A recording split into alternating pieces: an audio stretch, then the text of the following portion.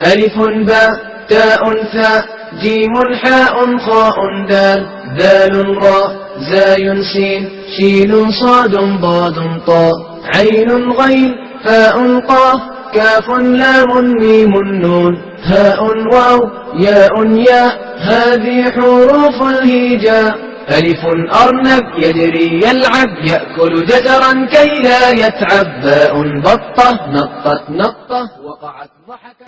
السلام علیکم ورحمۃ اللہ وبرکاتہ. عربی کورس کے نئے لیسن میں آپ کو خوش آمدید کہتے ہیں. آج کے لیسن میں ہم سیکھیں گے کہ اسم کیا ہوتا ہے اور اس کی اقسام کون کون سی ہیں.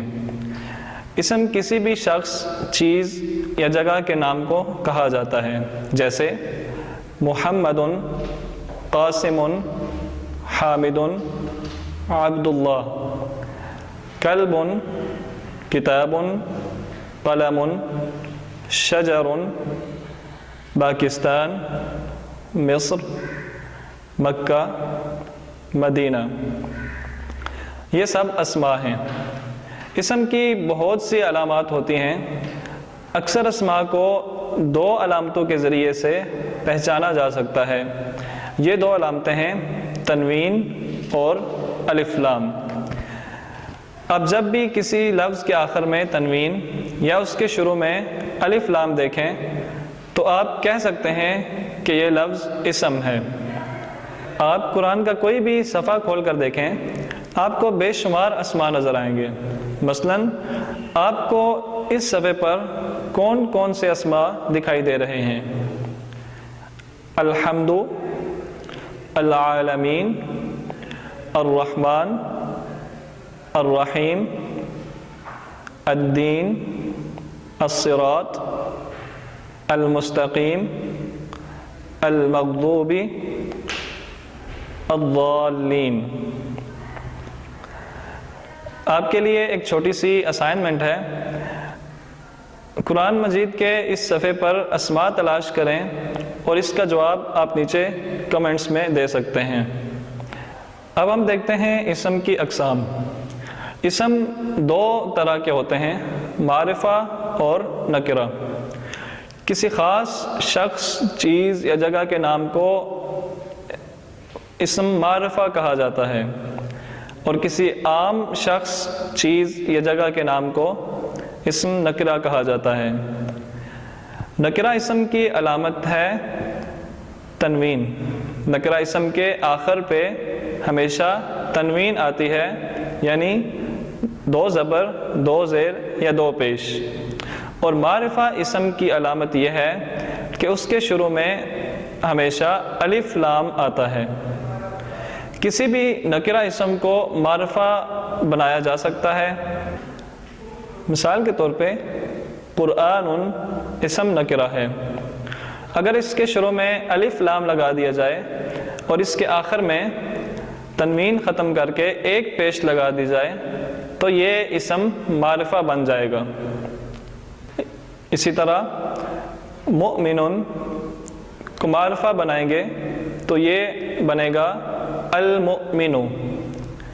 اسلام کو معرفہ بنائیں گے تو یہ بنے گا الاسلام. رحمان کو معرفہ بنائیں گے تو یہ بنے گا الرحمن. اور غفور کو معرفہ بنائیں گے تو یہ بنے گا الغفور. یاد رکھیے، الف لام اور تنوین کبھی بھی اکٹھے نہیں آ سکتے، کیونکہ تنوین نکرہ کی علامت ہے اور الف لام معرفہ اسم کی علامت ہے. اب کیونکہ کوئی لفظ ایک ہی وقت میں معرفہ اور نکرہ نہیں ہو سکتا، اسی لیے کسی بھی لفظ پر تنوین اور الف لام اکٹھے نہیں آ سکتے. مثلاً الرحیم، یہ کہنا غلط ہوگا. یا تو اس کو رحیم پڑھا جائے گا یا پھر الرحیب پڑھا جائے گا. کیا آپ ان اسماء کو معرفہ بنا سکتے ہیں؟ مسجد، باب، رسول، وحی، صادق. اپنا جواب نیچے کمنٹس میں دیجیے. آپ نے ایک بات نوٹ کی ہوگی کہ ایک ہی اسم کے آخر میں کبھی پیش آتا ہے، کبھی زبر اور کبھی زیر۔ ایسا کیوں ہوتا ہے یہ ہم دیکھیں گے اگلے لیسن میں۔ تب تک کے لیے اجازت دیجیے۔ السلام علیکم ورحمۃ اللہ وبرکاتہ۔ جيم حاء خاء دال ذال راء زاي سين شين صاد ضاد طاء عين غين هاء قاف كاف لام ميم نون هاء